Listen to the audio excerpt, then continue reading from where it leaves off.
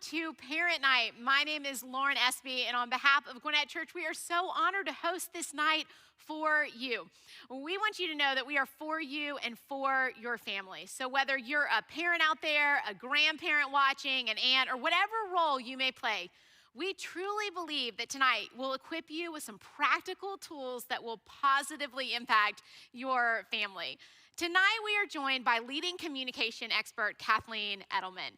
Kathleen is married to Brad, and they have two grown children, their son Bryce and their daughter Avery. But not only is Kathleen an incredible mom, Kathleen has spent more than 25 years coaching clients in this art of communication we're going to talk about tonight. I personally have benefited from Kathleen's coaching, and I can attest to how her concepts have revolutionized the way I parent and honestly our marriage as well.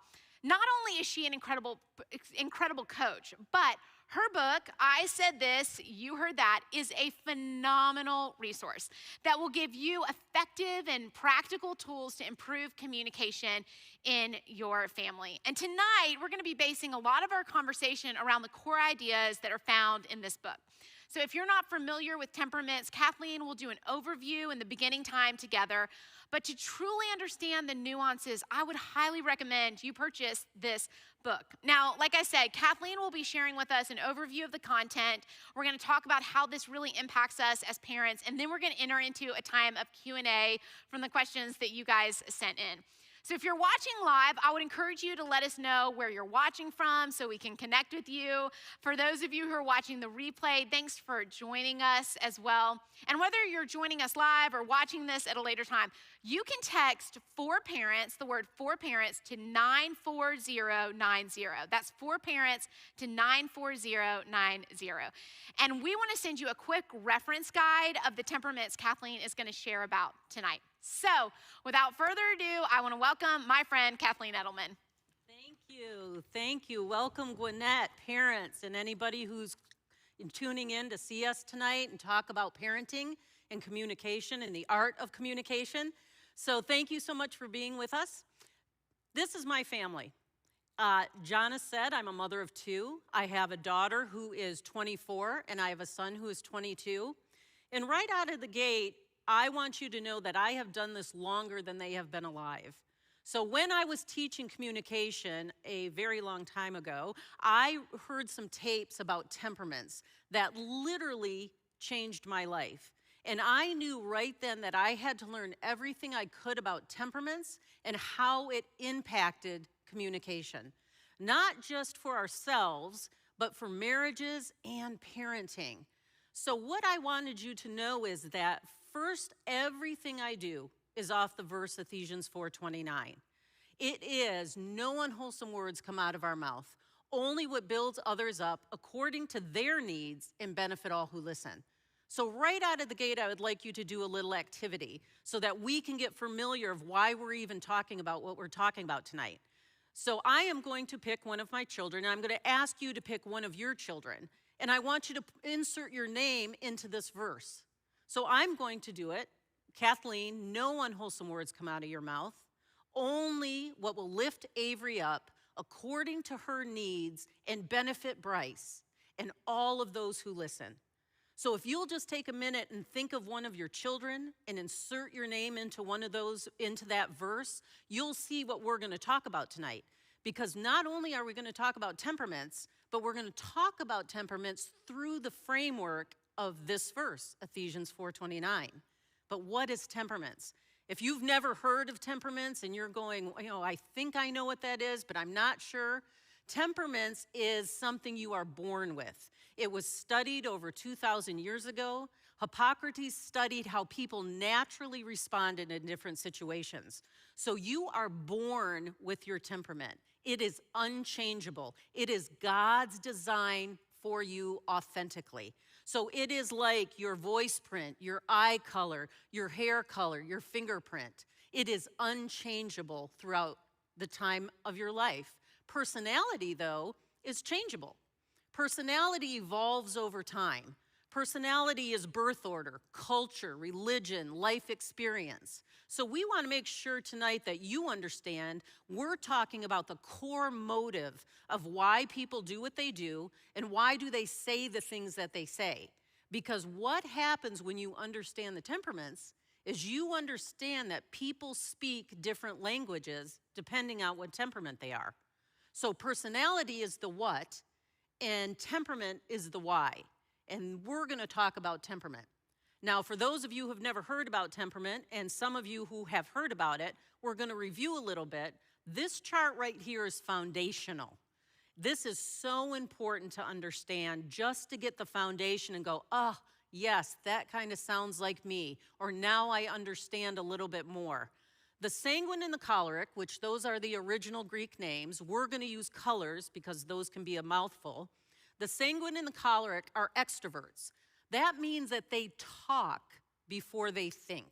These are people who have no filter. If you have children who are yellow or red, they have no filter, and they're just, whatever they're thinking is coming right out. In communication, this does not mean that they like to be around a lot of people. For the blues and the greens, these are the melancholy and the phlegmatics. Again, the Greek words we've changed to blue and green. These are introverts. These people want to process the information that they're given. So they think before they talk. And sometimes that processing takes a little bit too long, especially for a blue or for a yellow or a red parent. And this is what we're going to try to start to understand and honor, is that sometimes those blues and those greens need a little bit more processing time before they feel comfortable in speaking. So you have the extroverts, they talk before they think. You have the introverts that think before they talk. Then you have the task side of the chart, the reds and the blues. These are task-oriented people. They want to be productive. They want to get things done. They look at checking off the box. And this, again, starts with very little. They want to produce something or achieve something every day. The yellow and the green, people-oriented. These people want to connect. They want to harmonize. They want some kind of a relationship.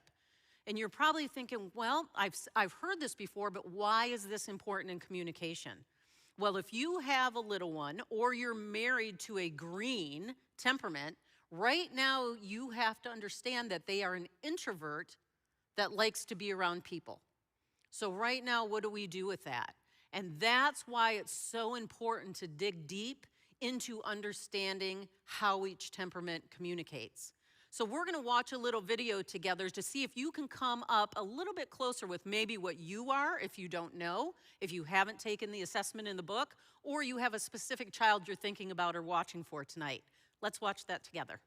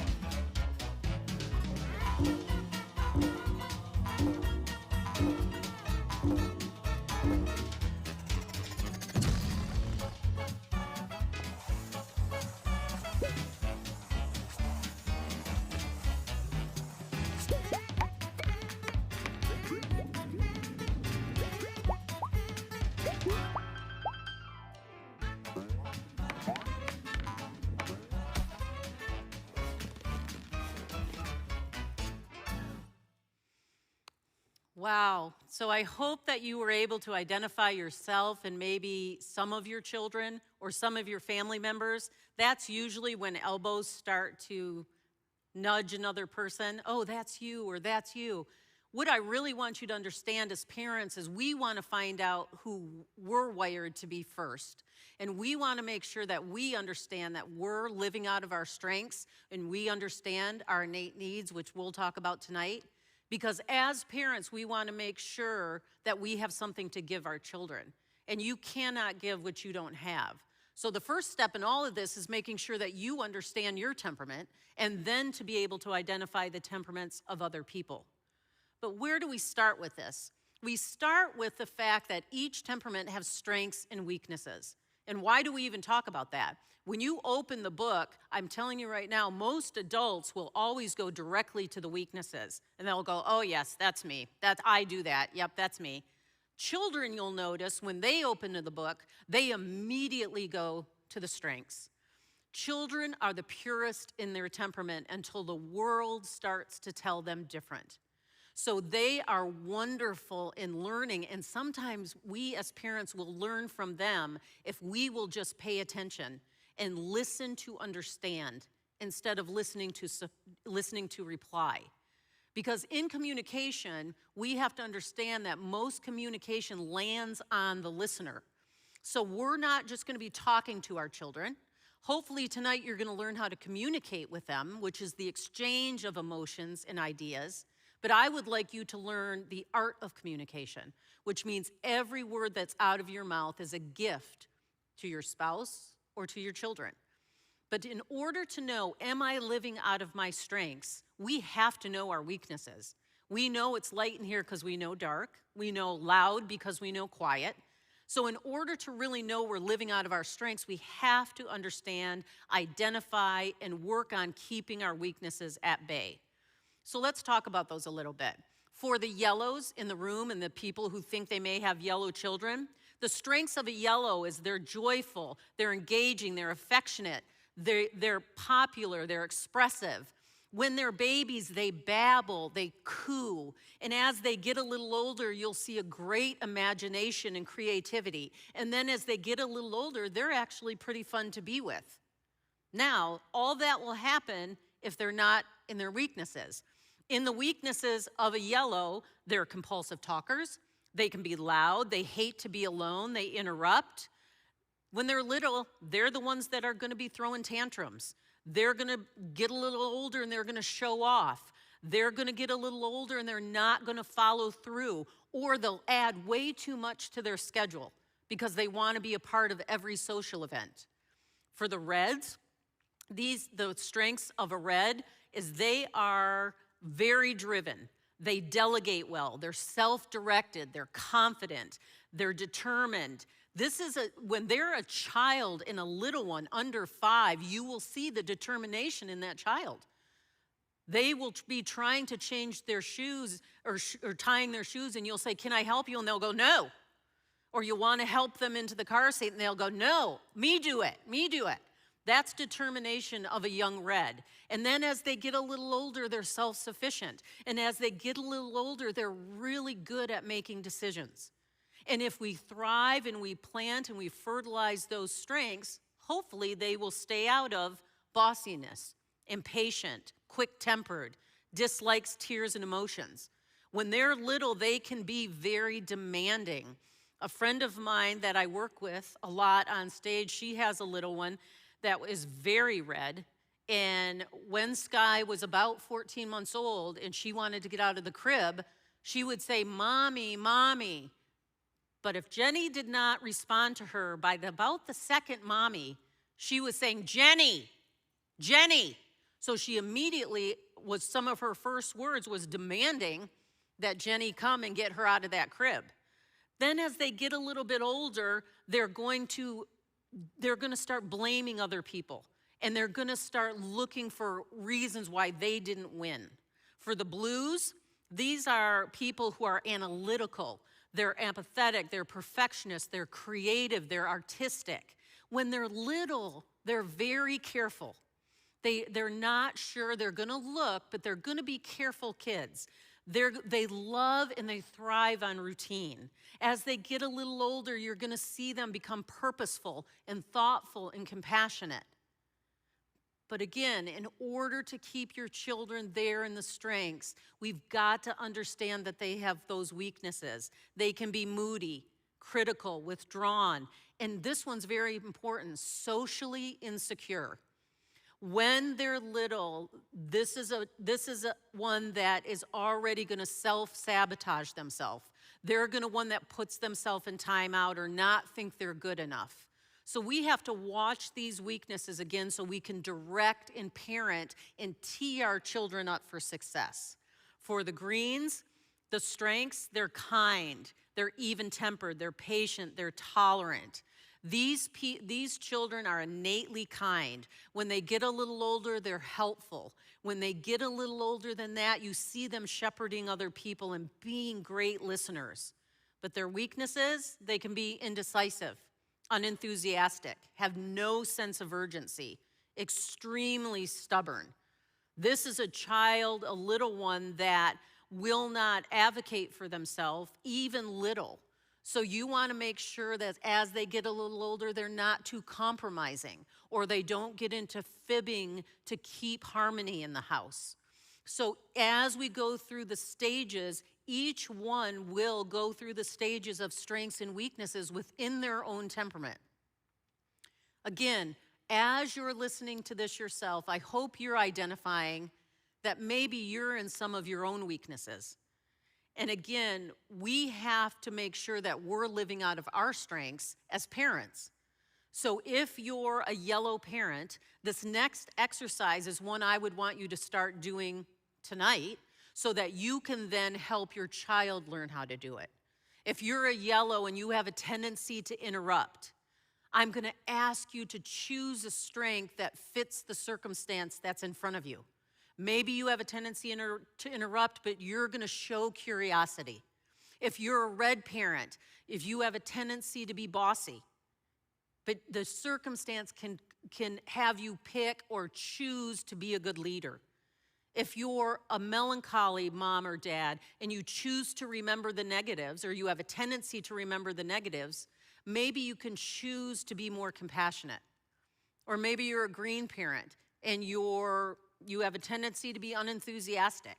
Well, maybe you can choose to ask questions or show curiosity and interest. See, the more you choose, because it basically is our choice, whether we are going to live out of our weaknesses or we're going to live out of our strengths. And once you master this and you feel how good it is to be your authentic self, the best version of you, then it's easier to guide who your children are designed to be.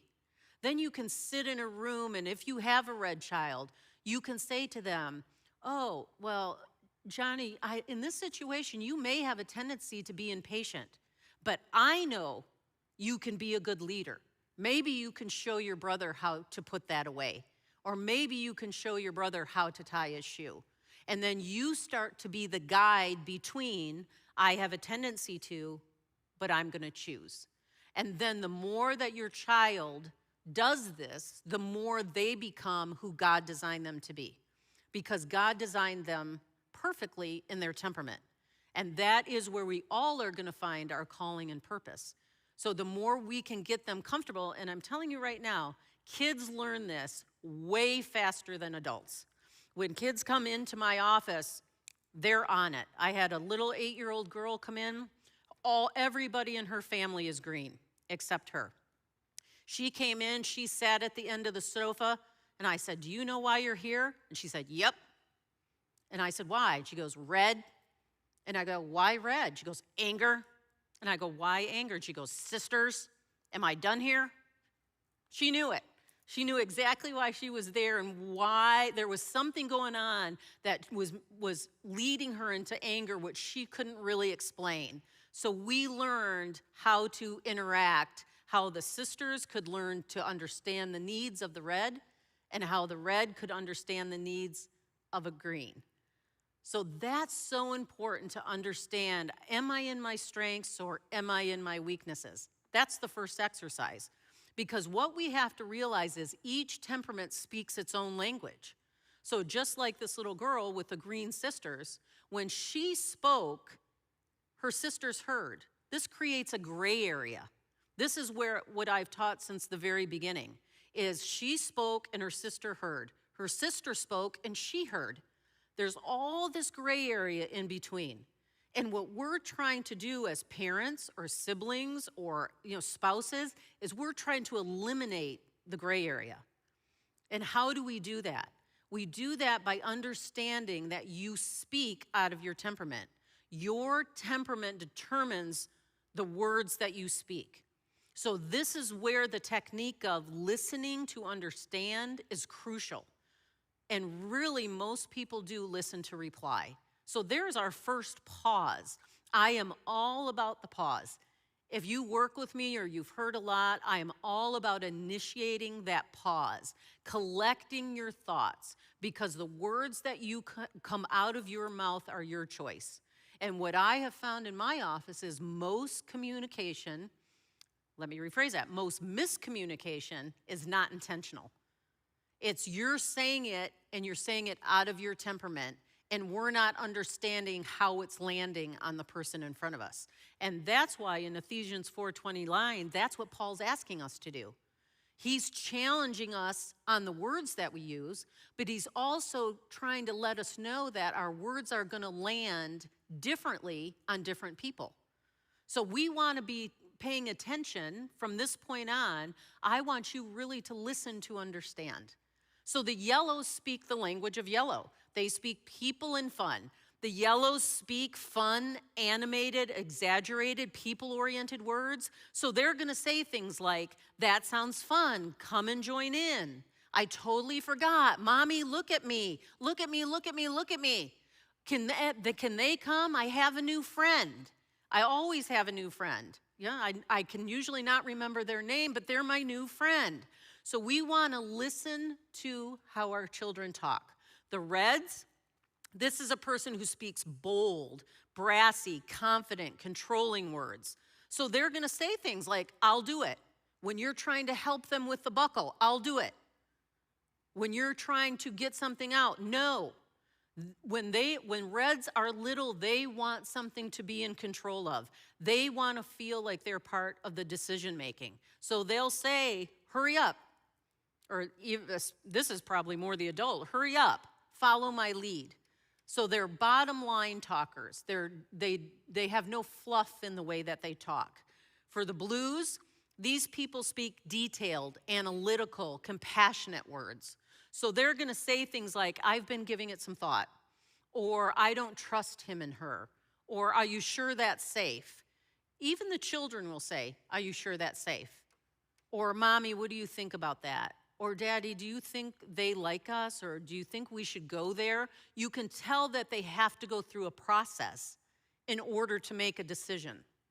For the greens, they speak sarcastic, easygoing, patient, kind words. So they're going to say things like, no big deal. I'm good with whatever. Can it wait till tomorrow?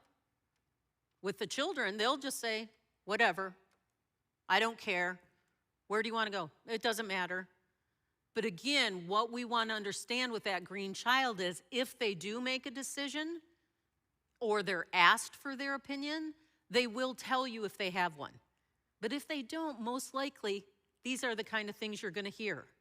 So right out of the gate, I hope you're getting a feel for some of your children and at least the language that they're speaking. People also ask me, like, how else am I going to know? How else can I identify my children? What if they're too young to do an assessment? Well, listen, my children are adults now. I used to have to take a thing of film and drop it in a little hut in Kroger parking lot. You guys have access to all kinds of pictures on a daily basis or videos. And let me tell you, I have seen some of the best videos come in to I Said You Heard that are fantastic because now the parent is looking at it through the lens of the child. But looking at pictures, this is my daughter. My daughter is a yellow-green. She has been a yellow-green since she was born. Every picture that you take of Avery is reflective of her temperament, even up till she's 24. This next picture I love is because she didn't even get a hole-in-one in the next picture. She didn't even get a hole-in-one. She was just happy to be playing putt-putt. but I want you to notice the creativity of the fake cast that's on her arm. That's the imagination of the yellow. My son is a blue-green all the way. He has been doing this type of thing. He's 15 months old in this picture, and he was very curious about how that keyboard worked. Then he's all about looking at pictures and reading and trying to put together stories. And in this next picture, we called him Precise Bryce because he was not going to learn to kneeboard without holding on properly, having his goggles on, and having that life jacket safe and buckled. So again, watch your children, watch what they say, watch their behavior, and you'll be able to identify who they are. This next picture actually hangs in my office. I love this picture. This is my kids jumping off a dock at Lake Hartwell.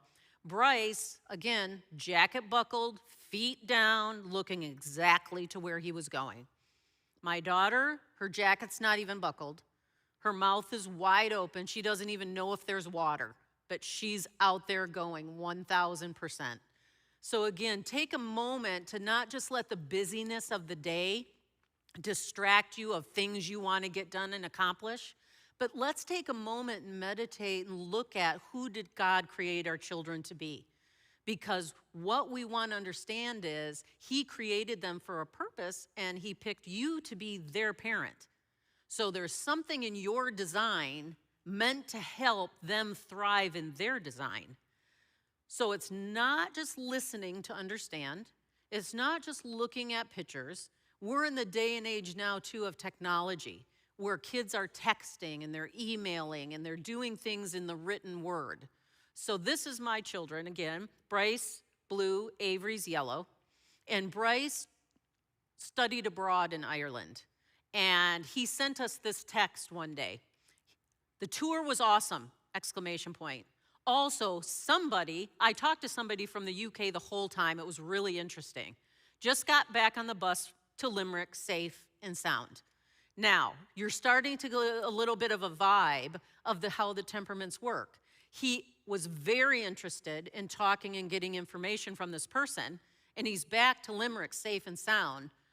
But knowing blues, that tour must have been incredibly awesome because blues are not 5-star people. Blues are 4-star people because we feel like there's always room for improvement. So when he put all capitals in an exclamation point, that's saying I thought, me being a blue as well, thought, that tour must have been fantastic. Here's Avery's response. Yay, I'm so thrilled to hear that. That's so cool that you got to talk to somebody from the UK, and I'm glad you're back safe and had fun. Emoji, emoji. So this is a perfect example of what we're going to talk about when we see people looking through their own lens. Avery was just into the connection of Bryce and that person from the UK. She missed the tour completely because she was looking at that connection of the people. She did acknowledge that he was safe, but she said he had fun. Nowhere in Bryce's text did he say he had fun. That's looking at through Avery's lens. Emoji, emoji. 1 minute later, Bryce writes this. Oh no, somebody sat next to me on the bus. The whole trip is ruined. So this is something that we want to, in this day and age, watch how our kids, watch the words that they use, the language, because again, that is the only way we're gonna learn the languages of the different temperaments. Because your temperaments not only determine the words that you speak, they also determine the words that you hear. This next chart is the game changer. This changes everything for the parent in every relationship. If you cannot remember anything, I'm asking you to remember the innate needs. The innate needs is what separates me from every other personality assessment that's out there. It is the basis of temperaments. When your children are born, they are immediately trying to fill these innate needs. And this follows them through their lifetime. So you as parents are also trying to fill these innate needs. So it behooves everybody to understand, what are they? What are my innate needs? What do they mean to me? This is between me and God. How did he design me? So then I can then pour into my marriage. And then together we can pour into our children. And then we can pour into our family, and then our friends, and then our work. God is a God of order, and he's asking you to keep order in who he designed you to be.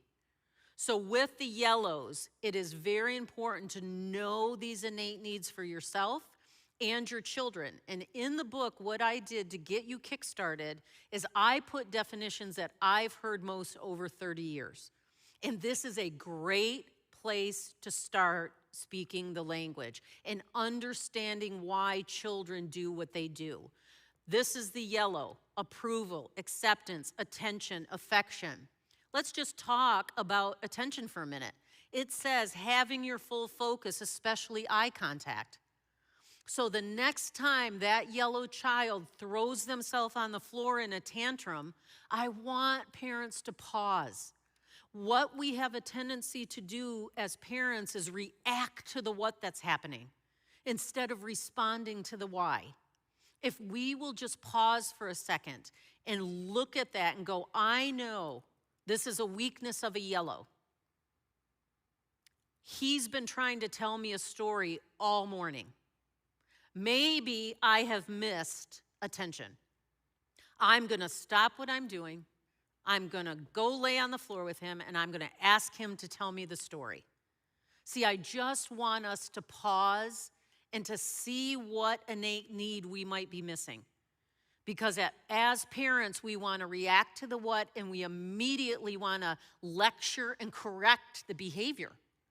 But we're not correcting the behavior accurately if we're not understanding the core motive of it.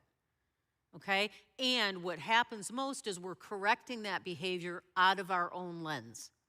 And this is so critically important in communication, is that we learn to what's called paradigm shift. I am a blue. When I disciplined Avery, I do not change who I am, but I have to speak to her in yellow for her to hear and for the gray area to be reduced. If I talk to her in blue and I lecture her in blue, she's going to miss the whole thing, and we as parents are going to be going, what are we doing wrong? Why is this not working? So if we will just pause and think of these innate needs, I guarantee you it's going to change your parenting. So for the reds, it's loyalty, sense of control, appreciation, credit for work.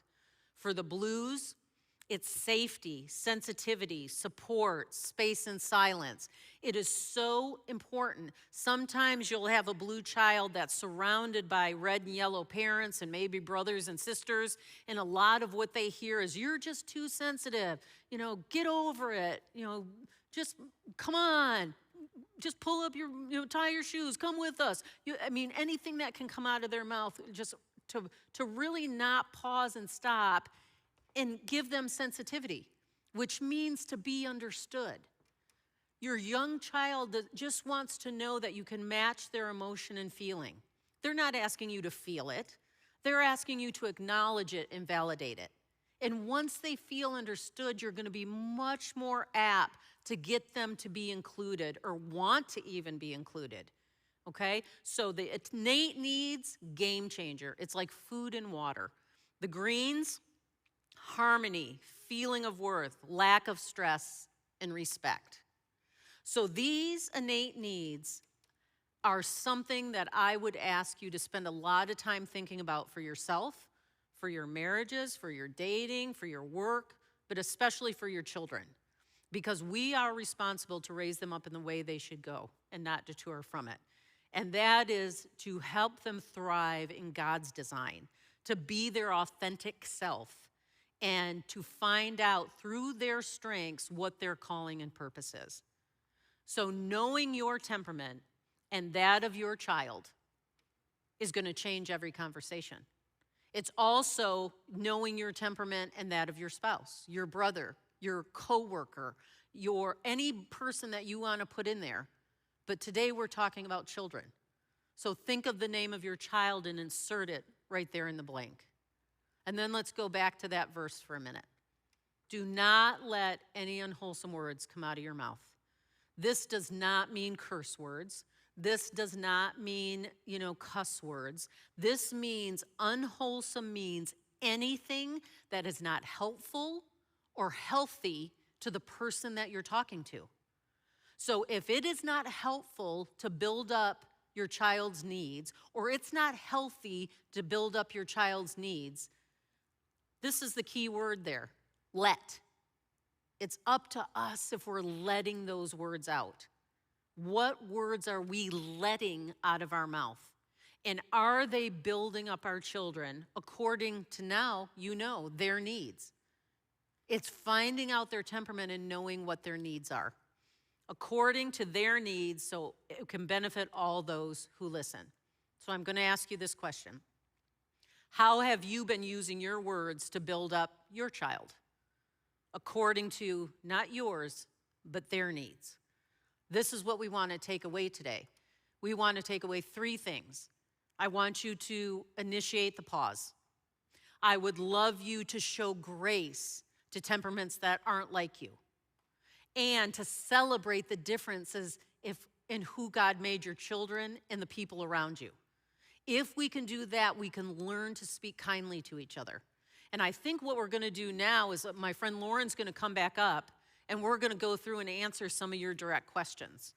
Right? We're going to do that? Kathleen. Yes, hi. I was taking notes back there, and I've heard this. I have the book, and that was amazing. Good, Thank you. Good. So we've had some questions that you guys have written in to us, so I just kind of want to go through a few of those with you. I would love to. The first is, if you're new to all the temperaments, Yes. this is the first time they're hearing this, or maybe the second, and you have a middle schooler or high schooler. Okay. The question is it too late? And I think that's a great question, Yeah. right? Because I'm a mom of littles. I got 3 boys under 6, right? So Yes. I'm learning this and seeing it in real life. But for some of our parents out there, there's that concern of, have I missed the boat? Am I too late in this? So what would you say to that parent? I would say, honestly, we have to believe that our God is a God of perfect timing and order. You are listening tonight and hearing this information because now is the moment that you can receive it and move forward with it. And maybe it's the time for your children to receive it and move forward. I am all about hoping to give you the tools to go with it tonight and start using it immediately, to feel empowered. A lot of times we come to parent things and we feel defeated, Agreed. right? Yes. This is a time to feel empowered. Right. Because it's never too late. This is never too late. God's order and timing. I love that you said that, because I think for a parent out there, I need to hear this for myself. There's a moment where I'm like, why didn't I know this before they were born? Like I needed to be completely educated on this before they even came into this world. But the reality that God has allowed this truth to drop in this moment for you. And as you say, Kathleen, all the time to us, we have to know our own voice in this before we can even speak it to our kids, And so there's so much work even on that. And I think to the parents out there who would say, maybe you're a grandparent watching, it is never too late to bless your adult children either. Absolutely. And so knowing this information transforms the entire family unit. It transforms everything. And the thing is that a lot of times parents, I have created this life priority target that I really try to keep in order with people. Yes. And it's God, then your marriage, children, and family. Right. Exactly what I said earlier. You can tell in communication when that target is out of order. So sometimes this information is first and foremost, you're seeking it. A lot of people come in my office and they're like, okay, my child, they don't listen to a thing, or they won't be social, or they're hiding behind me. Fix them, basically, right? Right. And I talk to the child, and Lauren, I'm telling you, the child is lovely. Wow. The child and I have this great conversation, but that's when I have to bring the parents back in. Right. And go, you know what? Yeah. It's not them. Yeah. It's you. Yeah. That hurts. It hurts. It's hard. It can seem hurts. harsh, but sometimes it's the parent that's not really understanding how God designed them. Yes. In order to do that paradigm shifting. And what's motivating them in communication. Exactly. So I think that's a great, that was a great question out there. I love that. Another question we got is, what is the hardest combination in a parent-child relationship? And that's great. That's also a question I probably get daily. Okay. Because people, they're struggling with, again, why don't I understand this? By far, the hardest combination is the red-green combination. Okay. And the reason is people go, well, what about yellow and blue? They're diagonal, they're polar opposites. Why aren't they the hardest? Well, when you really dive deep into the temperaments and Right. know them from the core, Okay. right? The thing that connects the red and the green is weaknesses. They're both incredibly stubborn, incredibly strong-willed. They can be angry. The difference is that the reds can be angry 5 times before noon, right? Where the greens, Yeah. it can be 6 months before they Blow blow up. up, literally, Right. like volatile. But and when it people are like, happens, wow, right, you know? right. But when And- it happens, yeah. they can make a red like you look like a kitten. I mean, Yes. they just can, people are going, where did that come from, right? That's and true. they're not thinking it was drip, drip, drip, then explode. Yes. Where the blues and the yellows, they share strengths.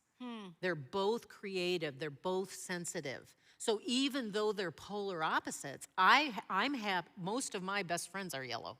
Wow. And it's just because I actually look at them in awe, and I'm just like, oh my God, I would never do that, you know? So there's strengths, and then there's weaknesses. I love so that. that's why there's the difference. Wow, that's really insightful to Yeah. understand that, especially if you're a red parent or a Yes. green parent and you're seeing that tension happen so often that it's our weaknesses that are coming out at each and other. I'll tell you, the red parent, the green child is definitely very volatile, but really where you see the most work that has to be done is when it's the child is red and the parent is green. Interesting. That's where the green parent really sometimes doesn't even know what to do with that kind of a child that's so Right. energetic, can make their own decisions, really can do their own thing. And we want to be careful that that child isn't taking over the household. And so know. then the point gets to the red child's running the household or Yes. doing whatever, and then the green parent, to what we said about greens and their weakness, Yeah. when they really get mad, they explode, Yeah. and then that child's like, where did this all come from? Yeah, or they'll withdraw. Yeah, and okay. just with thinking they don't have any tools. That's great. But really their calmness, again, they were chose to be that parent. So their calmness, their ability to be calm in the midst of chaos is exactly what that red child needs. I want to touch on that for just a second because you have said this before that you have been chosen by God to be Yes. that child's parents. Which, That's exactly as a parent, I mean, of 3 children that have very different, temperaments, I would Yep. say there are a lot of times I doubt that God, really chose me to be their moms because I think I'm so ill-equipped to Yeah. be that, And I know my husband feels the same. But can you speak to that for a second? Absolutely. Because first of all, we really have to be careful of our self-talk. Yeah. And that really even starts before, that's with you and God in here, is he's asking you to see yourself like he designed you. So even thinking I'm ill-equipped, no, you're very equipped to be their mom. It's just taking that pause and going, what strength do I need to draw from right now? Right. Because again, there's something, Lauren, in your design for those 3 boys. Wow. Otherwise, I would be their mom. I mean, Right. if there would be a blue mom or a green mom, Right. But there's something in the redness of your design Yeah. that is going to help them thrive. And God has already equipped you with that. That's so It's good. just believing in who you are. This is going to sound weird, but I think a lot of parents say, I love you too much, instead of saying, I believe in you. And even to each other as spouses. Wow. I believe you're a great mom. And I believe you have the potential to mother those 4 boys, or 3 boys great, That's awesome. Well, that's why I'm here, folks, today. I just needed a dose of encouragement from Kathleen. So glad you guys are watching. No, seriously. That's really good, Kathleen. Let me ask you this question. This is the 3rd question we have. A parent wrote in, I feel like I've been trying to change them to my temperaments. How do I avoid doing so? This is so textbook is Okay. really what it is. And let's even throw that first and foremost into dating. Okay. Right? When you were dating your spouse, you threw all your strengths on the table. All of them. All the strengths of were them. there, right? Yep. And really, I tell people in marriage events to stay in dating mode. I Right. mean, with each other. Right, but right, Stay in right. dating mode. Because that's when all the strengths were on the table. Right. But what happens is then you get married. Yep. And we become content. Yes. And then guess what starts to rear its head? the weaknesses. Yes. And at that moment of contentment, you start to want to change that person to be more like you. Right. And then what comes into my office is they used to be fun. They used to make decisions. They used to be like this, right? Yes. But we've changed our lens. The same thing happens in parenting. Okay. Is we're looking at that child through our own lens. Yeah. And we're expecting something. Right. And really what we have to do in parenting is we have to do things pure-hearted without expectation. We have to look at them and go, what are their strengths? Am I speaking life words over them? Am I lifting them up in the way they should go and not detour from it? Wow. Instead of looking through my lens and projecting my design onto them. I mean, who am I to change God's design, right? He designed Avery. It's not for me to change his design. That's really good. It's for me to love her as he designed her to be. So when you speak to that, for the parent out there who's saying, I didn't realize I have expectations, how do I figure out that I had an expectation on my child? How did you figure out you had an expectation? And one of the things you've said, and you alluded to this earlier, of like initiating the pause. Yes. Talk to us as parents, because I mean, again, in my life season, the only pause happens when I lock the bathroom door and I'm like, you cannot come in, right? Yeah. But I mean, for a parent of high schoolers, they're driving them around everywhere, you know, in this pandemic season, everyone's just at home. And that's true for college students. So how do we as parents initiate a pause so we can realize, wait, I'm putting an expectation on my child? Well, the first thing we want to know too, this pandemic has changed a lot of things, but one thing it hasn't changed for me is the temperaments. In fact, if anything, it's helped understand the temperaments, because for years and years and years, I stood on stage and I said, when you are alone and you're in crisis, your temperament is going to surface. Wow. And what we're seeing is a lot of pure temperaments surfacing. They're surfacing. Because you can just, even if you're masking, you cannot mask for the duration. No. So there's a lot of people going, having all these aha moments, not only about themselves, but their spouse and their children, right? Yes. But when I know I'm expecting Avery to be blue is when I feel, when my response internally is, you didn't do it right. Or my response internally is something that is spoken in very blue language. Okay. Right? Okay. Because if I pause and I see that she organized it, she did organize the room even though it's very creative and very yellow, that's my choice right then, is to look at her, give her a compliment, validate her feelings, and then speak her language. That's good. Thank you so much for organizing this. I know it's not a fun thing for you to do. Right. I can see that it wasn't fun, but you did it anyways because it was important to mommy. Because you did that, I'm going to want you to give me a whole tour of the room. That's great. Okay? That's great. Because then I'm taking the expectation off of what I wanted. That's good. And I'm lifting her up. And I'm telling you right now, again, my kids grew up in the temperament. She is probably one of the most organized sanguines you'll ever meet. Wow. But if she was to come on this stage, it wasn't because of me. It was because she understood her temperament. Yeah. And she would say, I learned it. Right. I'm not wired to be organized. I learned it. That is great. So, and that's what we want our children to do. That's really good. You know? That's great, Kathleen. Okay, let me ask you this. Sure. How do we build trust? This question is around how do I build trust with my preteen, but I think that's honestly true for any of us. How do we build trust with our kids? Easy, easy, easy. Innate needs. Okay. Seriously. If, again, you're speaking their language and they can hear you and their little love tank is being filled, and again, this is something where I don't want people doing the temperaments. Okay. God didn't say do a witness. He said be a witness. So I want people to be the temperament. I want you to be able to speak the other language fluently. That's great. So that as you're building them up, they're understanding, right? That's so and good. then it just becomes part of who they are.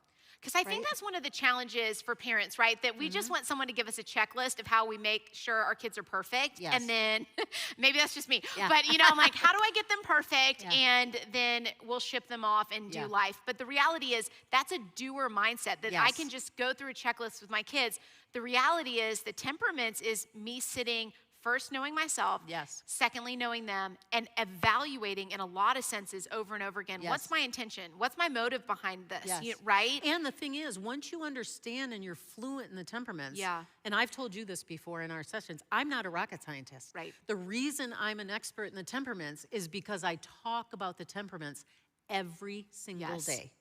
So if I was teaching you French or you were teaching me German, the way we would really learn it quickly is to be immersed in it. Right. We would learn vocabulary words, right? Right. So I have given you in the book literally vocabulary Yes. words of each temperament.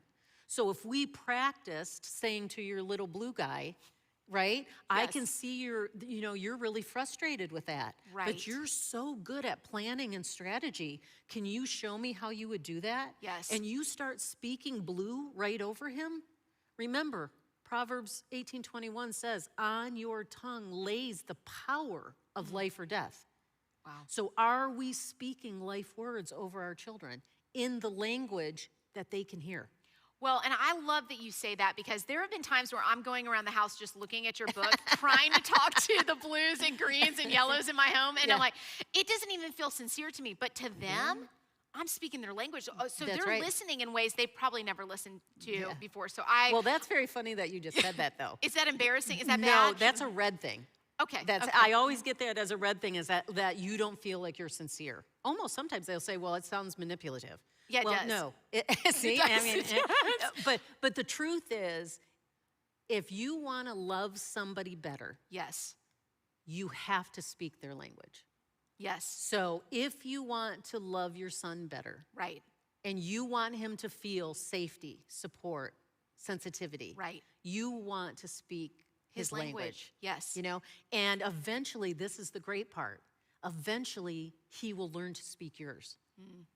And he will turn around and he'll say, I did that, Mom. I got that done.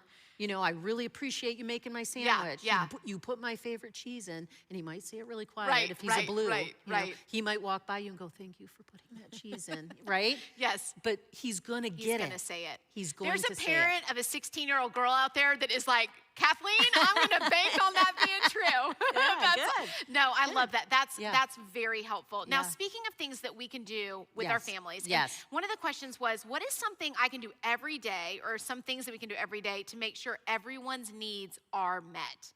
Again, this is one of those kind of things where I want them to be using this verbiage. Right. I want it not to be something where you just flip through and then you don't look at it again.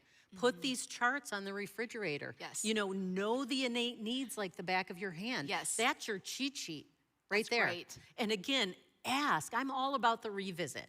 Hey, buddy, I don't think I did that right. This is the part I played. What could I have said or done differently to love you better? Love that. Yes. I mean, we're all learning. Nobody is an expert on this all the time. Which gives them permission to know mom and dad are learning. And I love that. Exactly. The chance of a redo, a revisit, using that Yes. language in our home has been so helpful Yeah. so that I don't feel like I have to, in my redness, Yes. feel like I have to be perfect. So I think that's a huge And if you idea. have middle schoolers and high schoolers, Yep. we did in my family a thing called dinner definitions. And so every night when we were having dinner, somebody got to talk about one innate need. So like, say it was my night. I got to talk about safety and what this was my definition and this is what it meant to me. And then the kids were allowed to ask me questions. And then Brad would come in and go, oh, do you mean like one time when this and this and this happened? And I would go, exactly. Wow. Listen, and then the next night was Avery's. If you would take the time, the good. payoff is huge. And then you're sitting there trying to Yes. cook dinner and you hear two of your little guys go, no, let's ask her later because she's really busy and we want to be loyal to her. So we'll tell her that later. And they're in the hallway figuring it out on their own. That's huge, Kathleen. I Oh my know, it gosh. changes everything. I'm telling you, it changes That's a great everything. activity for you Yeah. parents of middle school and high schoolers out Yeah. there just to try that out. Try it. And to validate the colors around your table, no Oh. matter who they may be. And you're So- going to be shocked because you're going to realize I might have not really known my kid. Wow. Like I didn't Yes. really know what that respect meant that to them. Wow. Now I know. I understand that. Yeah. That's great. Yeah. So in our last question, Sure. there's things that you have taught me over the years, things to do and things to stay away from. Can we Yes. walk through that? This is some Absolutely. really practical steps for Yeah. y'all out there, and then Yeah. we'll be done with tonight. But can we walk through that? Absolutely. And this is really important. This is in the tools in the back of the book, but I really want you to leave thinking there are things that I can build up, just like in Ephesians 4:29, and there's things that tear people down. So with the yellows, the things that can build up your yellow children is listening to their stories, making eye contact when they're talking, being positive and matching their enthusiasm. I love that. Right? Yeah. And some things that tear down yellows, being too serious. I'm married to a yellow, so sometimes, I'm a little too serious. Demanding perfection, shaming them, or that stop, you're embarrassing me. Whether they start dancing with you in the middle of the mall, whatever that looks like, it's just that, don't, you're embarrassing me. And that can tear down a yellow. Oh, absolutely. And that's where that celebrate the difference is. Yes. Yes, I right? love that. Because what they're really good at is being in the moment. It's Gosh, incredible. could we all learn from that, right? Yes. Let's learn from what they're blessed with. Exactly. Right? So for the red, you want to give them something to be in control of. And I'm telling you, this can happen early. They can be stacking diapers at 18 months old. Recognize the work that they did do and encourage their intelligence, meaning let them know that they're part of the decision making. Even though you're always the authority at the end of the day, if they feel like they've been part of the decision making, you're going to see a different kid. I love that. Yeah. I think some of the things that tear down a red, as I'm speaking of one, and wearing red, just to represent my color, making decisions for them, not doing what you say you will do, and embarrassing them in front of others. Oh, it's a big deal. And that embarrassment thing is huge. It's huge. Because that is from little teeny kindergarten all the way up to the workplace. Yes. Reds do not like to be embarrassed in front of their peers. Yes. Ever. And I think how powerful of all of these for parents, moms and dads, grandparents to understand, oh, wow, when I don't do what I say I'm going to do, if I embarrass them, my 15-year-old son has shut me down. Exactly. I'm out. And remember, they're going to respond in their temperament. And you might get anger or tone or volume. And then you're looking at them like, oh, you're being disrespectful. No. That's why I'm saying we have to pause. And go, and where is this coming from? I love that. Right? Now, I have a 4-year-old little blue, so I will speak to the ways to build him up, noticing and responding when they need support, keeping their secrets, and then encouraging their creativity. You've said this, but blues are amazing when it comes to music or arts or whatever that They're can really good out of the box problem solvers. They really are. If you give them the chance, right? And keeping the secrets for kids is big, but I'm telling you, in our friendship, if I was to tell you a secret, blues really are very deep and loyal friends. Yes. And secrets, if I tell you a secret, that means I really trust you. Remember good. that. How you can tear down some of the blues is dismissing their emotions. Just get over it. Not giving them enough or all the details to get something done.